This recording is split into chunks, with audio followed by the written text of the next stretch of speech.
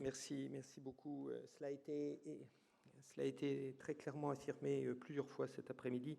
La confiance qui est au cœur du bon fonctionnement des marchés nécessite de réprimer de façon très stricte la diffusion d'informations fausses ou trompeuses, ainsi que l'utilisation des informations privilégiées.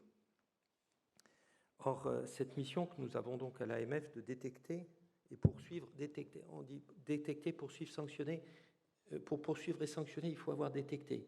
En Europe, je ne suis pas sûr que tout le monde détecte de la même manière. Hein, je crois qu'on peut le dire. On l'a dit, hein, c'est très clair. Bien, ceci étant dit, donc il nous faut notre mission détecter, poursuivre, sanctionner les abus de marché. Et cela doit, bien entendu, intégrer un respect absolu d'un certain nombre de droits fondamentaux qui constituent des principes fondateurs de notre choix de société, voire de notre équilibre institutionnel. En l'espèce, je crois qu'il ne s'agit pas trop du droit au silence, on a vu qu'on pouvait s'en accommoder, mais il s'agit de la protection de la vie privée, ainsi que de la capacité qu'ont les journalistes et aussi les avocats à exercer leur métier pleinement et en toute confidentialité.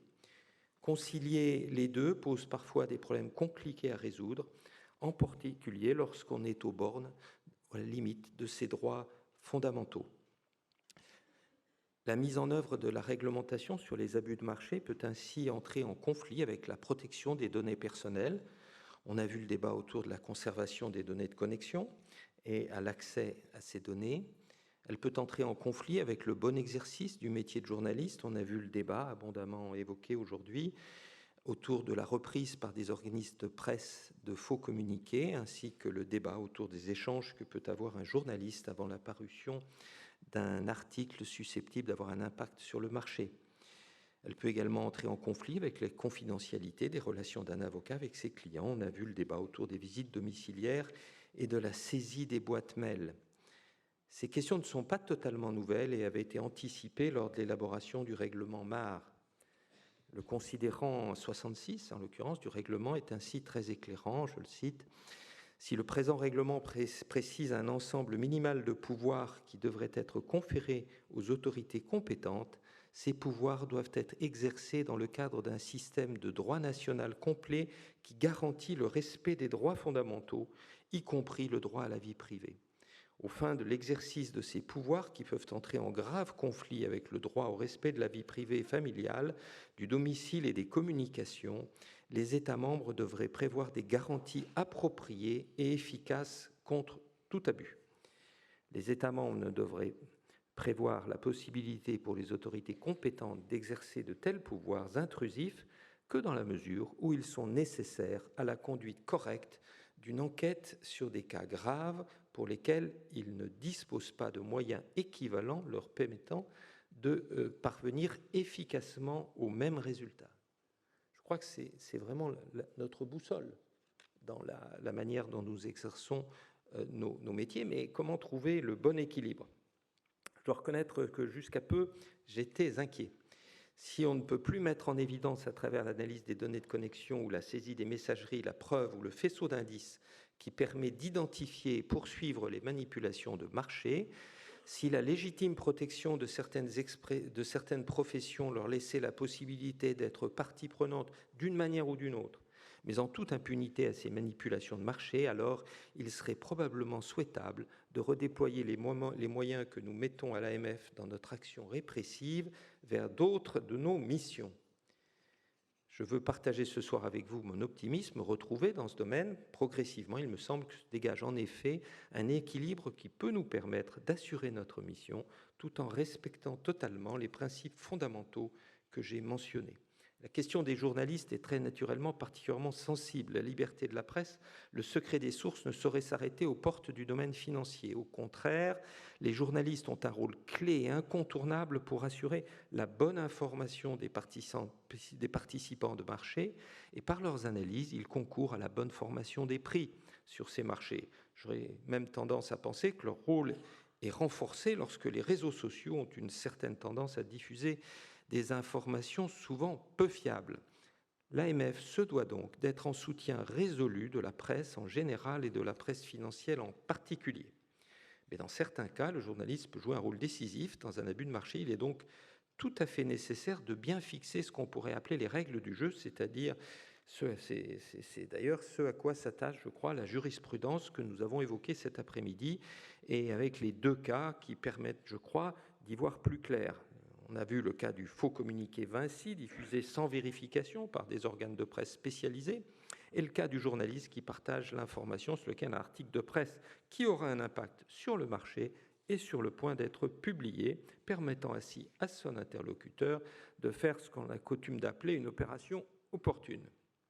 Je ne vais pas me lancer dans l'analyse détaillée de ces décisions, elles ont été largement évoquées tout à l'heure.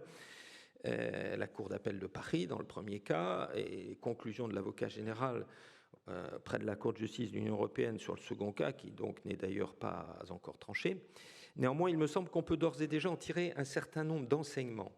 D'abord, sur le fait que la légitimité de la poursuite n'est pas subordonnée à la démonstration de ce que le journaliste ou l'organe de presse aurait retiré un avantage de la diffusion problématique. C'est assez traditionnel par ailleurs, mais là, je crois que c'est clairement exprimé pour les journalistes et les organes de presse. Dans les deux cas, aucun avantage financier n'a en effet été mis en évidence, et je crois qu'il n'y en avait absolument pas.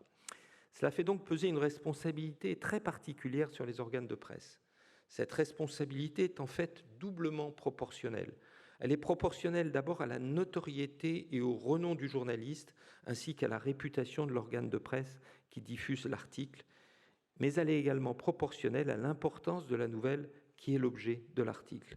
C'est en effet la combinaison des deux dimensions qui conditionne l'impact qu'il y aura sur le marché et qui impose donc une vigilance elle-même proportionnelle. Vigilance en termes de vérification de l'information, lorsque la nouvelle apparaît particulièrement suspecte, et vigilance en termes d'échange préalable, lorsque cela se traduit par la divulgation d'une information privilégiée, alors que là, ça ne serait pas strictement nécessaire par rapport à l'activité de journaliste. Cette approche ne fait nullement obstacle à l'exercice de l'activité de journaliste et l'avocat général auprès de la Cour de justice de l'Union rappelle ainsi très opportunément que la presse a le rôle de chien de garde de la vie publique et qu'afin de pouvoir et qu'afin de pouvoir remplir effectivement cette fonction, il faut donc qu'il lui soit permis, dans un cadre globalement plus généreux, de traiter aussi les informations privilégiées et, si nécessaire, de les divulguer. La protection des relations entre un avocat et son client est également un principe intangible de notre état de droit et a fait l'objet d'un vif débat dans le cadre des discussions sur le projet de loi sur la confiance dans l'institution judiciaire.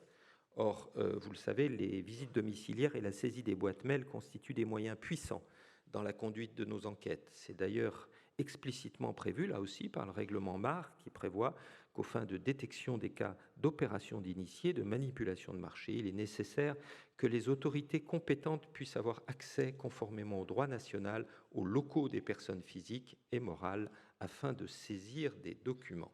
Cela nous conduit à être particulièrement vigilants dans ces actes pour assurer le respect du secret de la correspondance avocat-client en procédant à des tris pour exclure de la procédure toute correspondance couverte par le secret en application de la jurisprudence. C'est vrai qu'il peut exister des différences d'appréciation entre l'AMF et la personne visitée sur le fait que telle ou telle correspondance avocat-client peut être mise au dossier d'enquête. Ces différences sont notamment dues au fait que l'AMF est fondée à considérer que seules de véritables correspondances entre avocat-client sont couvertes par le secret. Tel n'est pas le cas, au contraire, de correspondances pour lesquelles, par exemple, l'avocat ne serait destinataire qu'en copie. Mais l'AMF agit clairement dans le cadre d'une procédure qui lui est propre en matière de déroulement des visites et des saisies. Le Code monétaire et financier prévoit une autorisation donnée sur demande motivée via l'ordonnance d'un juge des libertés et de la détention, avec un recours possible devant le premier président de la Cour d'appel. Dans le même registre, je rappelle que si l'AMF n'est pas opposée, par principe, à l'instauration d'un statut d'avocat en entreprise, il conviendrait bien entendu que cela n'affaiblisse en rien ses moyens d'investigation. J'en viens finalement à l'épineuse question des données de connexion qui vient d'être évoquée à l'instant. Là encore, Le règlement MAR était très clair.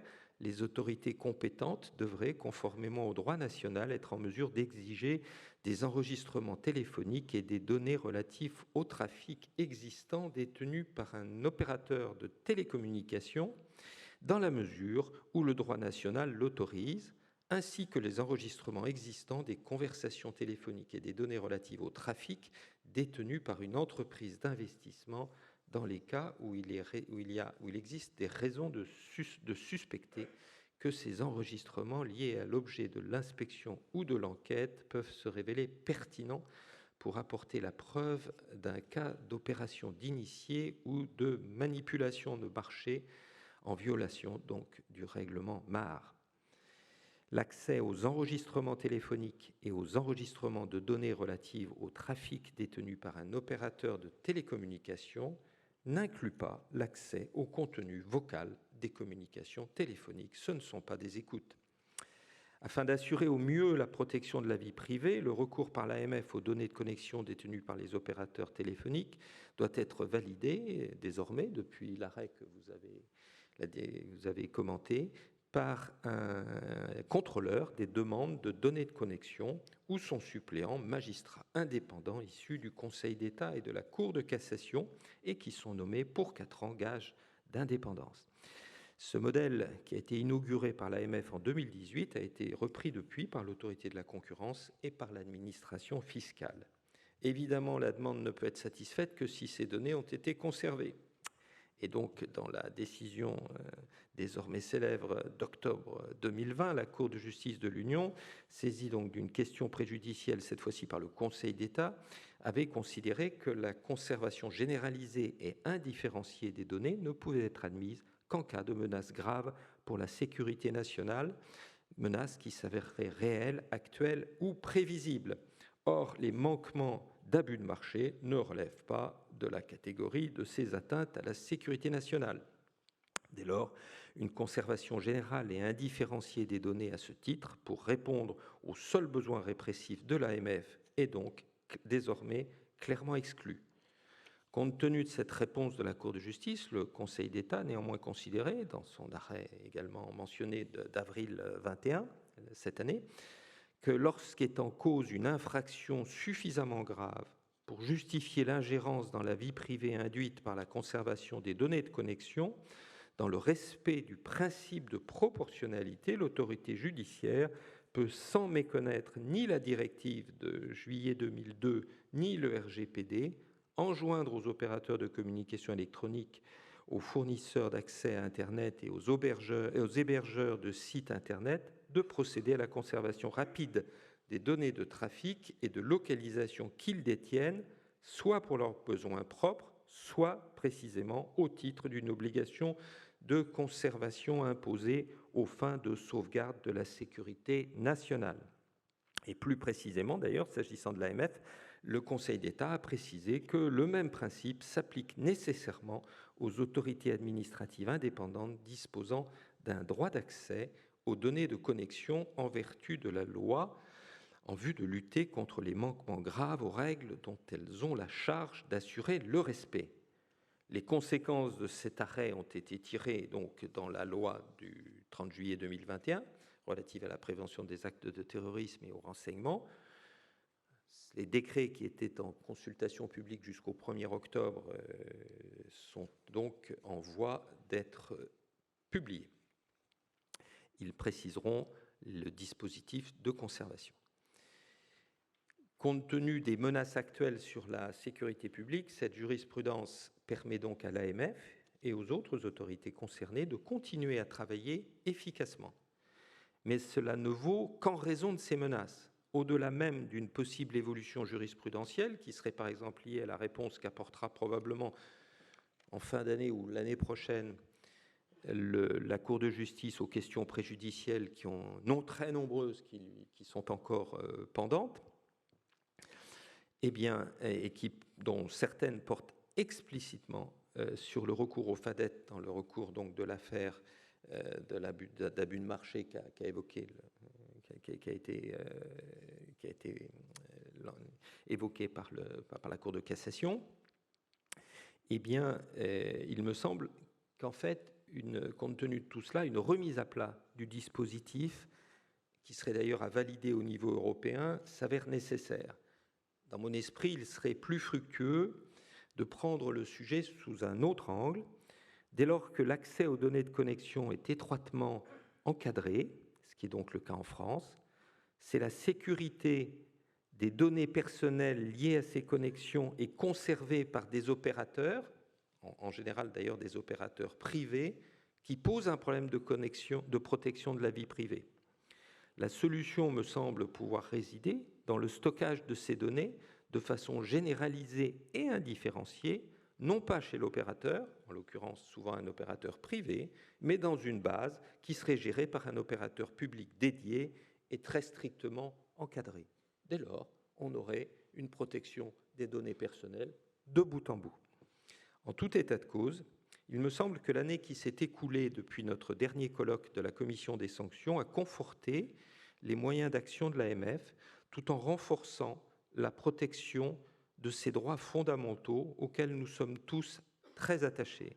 C'est donc sur ce message d'optimisme que je clôture ce colloque en remerciant vivement tous les intervenants et en particulier en m'excusant auprès de la pression terrible qui leur a été apportée in fine. Merci beaucoup.